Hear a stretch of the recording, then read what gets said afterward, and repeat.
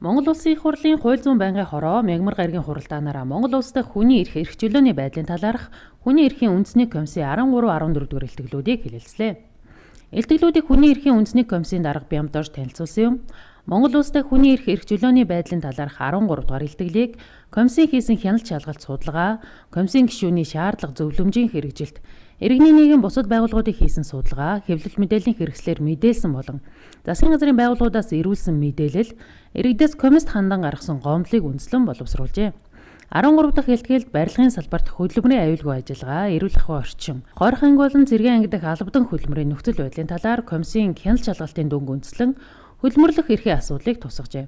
Түүнчлэн гэр бүлийн хүчирхийлэлтэй холбоотой хэрэг маргаан их гарч байгаатай холбогдуулан цаашид авах арга хэмжээг тодорхойлохыг зорьсон байна. Тус илтгэлд Монгол улс дахь эрүү шүүлтийн нөхцөл байдал, хөдөлмөр эрхлэлт, хөдөлмөрийн харилцаан дахь гендерийн тэгш байдлын баталгаа, төр хувийн хвшлийн салбарт хэрхэн хэрэгжиж байгаа талаарх судалгааг оруулсан байна.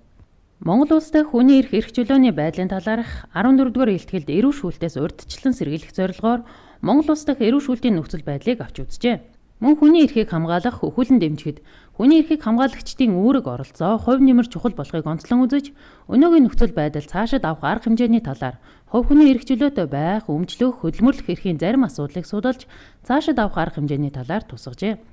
Монгол улстай хүний эрх эрхчлөөний байдлын талаарх 13-14 дугаар илтгэлтэй холбогдуулан хүний эрхийн дэд хорооноос гаргасан санал дүгнэлтийг тус дэд хорооны дарга Отгон Баяр танилцуулсны дараа гишүүд асуулт асууж саналаа илэрхийлсэн юм а.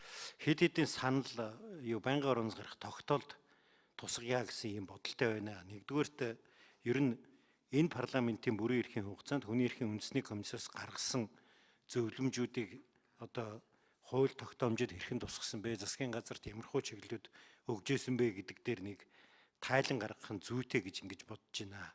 За бас энэ тогтоолд бас тусгамаар нэг зүйл бол улсын их хурал дээр эрүүгийн хууль зөрчлийн тухай хууль хоёр хилцэгдэж байгаа.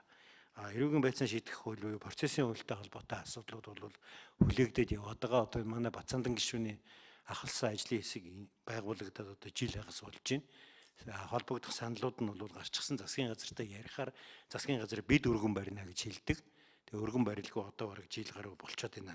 Тийм болохоор зэрэг энэ хуулийн өөрчлөлтийг яаралтай өргөн барьж энэ цагдан хорих тасан шийдэх арга хэмжээ авч байгаа.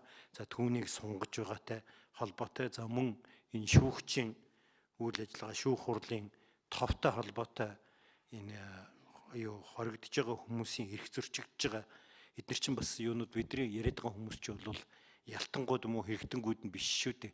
Зөвхөн хэрэг цэжиглэгдсэн цэжигтэнгүүд хүний эрхээ бол бүрийн эсрэг эдэлж явах ёстой улсууд.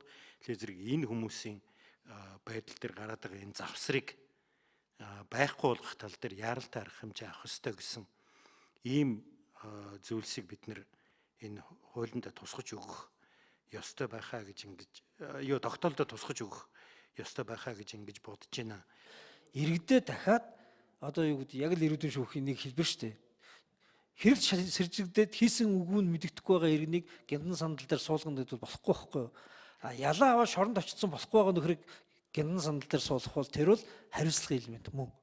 Тийм учраас энэ бүхтээ ялгаж заагарддаг хандлага тогтоохгүй бол дахиад биднээс нэг том алдаа иргэн рүүгээ зориулаад шүүхэр ороогүй. Гимбуртан тогтоогддог байгаа иргэнд засаглалын буюу хүч хэрэглэх боломжтой өргөн хэмжээний тийм зэвсэг хэрэгсэл ашиглах боломжийг л хуулиар олгож болохгүй.